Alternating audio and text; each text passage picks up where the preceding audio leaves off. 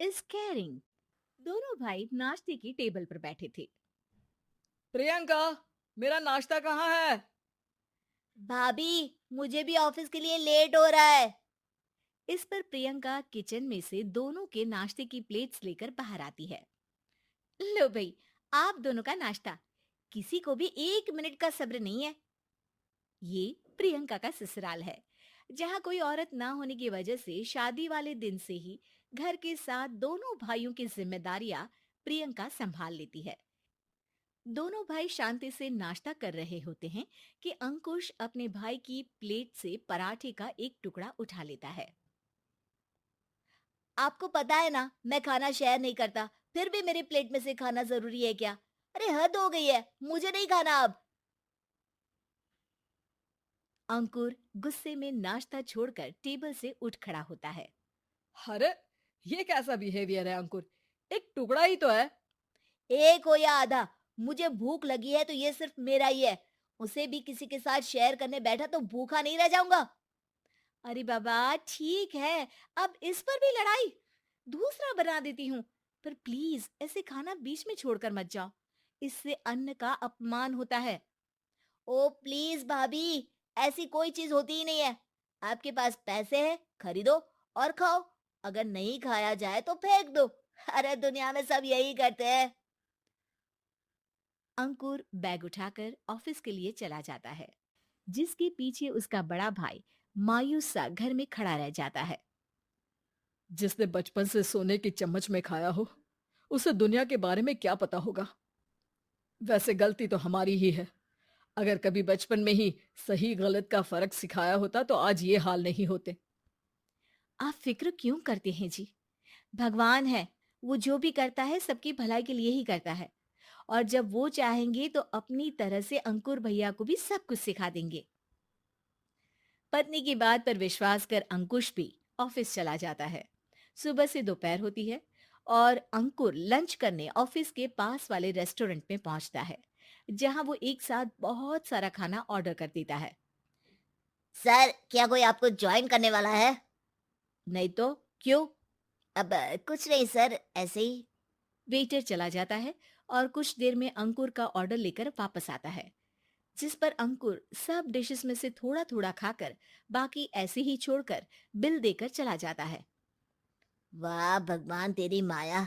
कहीं कोई एक एक टुकड़े के लिए तरसता रहता है, और ये 5 लोगों का खाना ऑर्डर करके एक का भी पूरा नहीं खाते। पैसे वालों की माया। वेटर टेबल साफ कर बचा हुआ सारा खाना लेकर रेस्टोरेंट के पीछे घूम रहे बच्चों के पास पहुंच जाता है, जिसे देख बच्चों के चेहरे खिल उठते हैं। वाह, आज इतना सारा खाना आया। थैंक यू भैया। भगवान आपको खाने की फैक्ट्री बना दे। अगर ये फैक्ट्री मेरी होती तो तुम लोगों को कभी किसी का झूठा बचा हुआ खाना नहीं खाना पड़ता। चलो तुम लोग खाओ, पर ध्यान रखो किसी को पता ना चले, नहीं तो मेरी नौकरी चली जाएगी। इसी के साथ दिन बीतता है और रात को दोनों भाई एक साथ घर पहुंचते हैं। कुछ देर में सब डिनर करने बैठते हैं, जहां अंकुश अंकुर को समझाने की कोशिश करता है। अंकुर, अगर हमें लाइफ में सब कुछ मिला है, इसका ये मतलब नहीं कि तुम उसका गलत फायदा उठाओ, बल्कि तुम्हें उसकी मदद से दूसरों को भी मदद करनी चाहिए। भैया, जिनके पास नहीं है उनकी वजह मैं तो नहीं ना। और ऐसे बहुत लोग हैं जिनके पास सब कुछ है। इसलिए अगर मैं एक इंसान कुछ नहीं करूंगा तो कोई फर्क नहीं पड़ने वाला। तुम्हारे भैया बस एक चीज समझाना चाहते हैं कि जिस चीज की हमारे पास कमी नहीं है, उसे बर्बाद करने से अच्छा है कि लोगों के साथ शेयर करें। इससे हम सिर्फ सामान नहीं, खुशियां भी बांटते हैं, और इसमें तुम्हारा ज्यादा कुछ तो जाएगा नहीं। भैया भाभी की बात सुन अंकुर कुछ बोले बिना उठकर चला जाता है।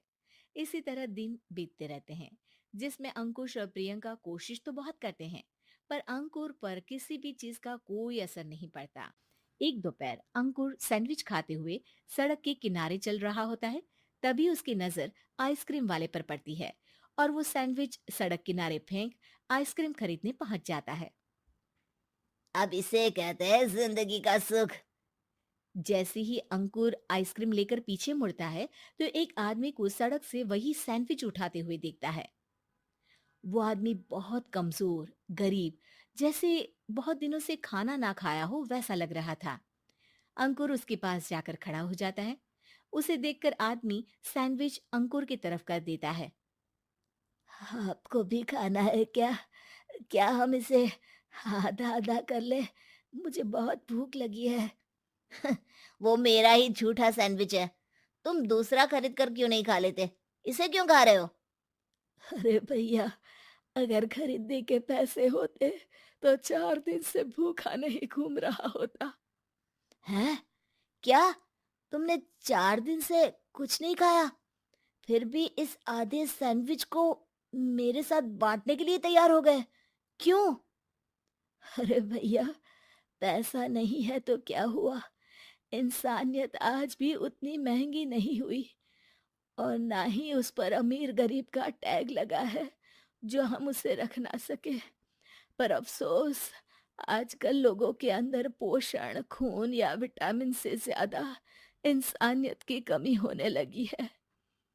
आदमी की बातों से अंकुर को समझ में आ जाता है कि वो आज तक कितना गलत काम करता आ रहा था। इसके बाद से वो अपनी किसी के साथ शेयर नहीं करने और खाने को बर्बाद करने वाली आदत को छोड़ देता है।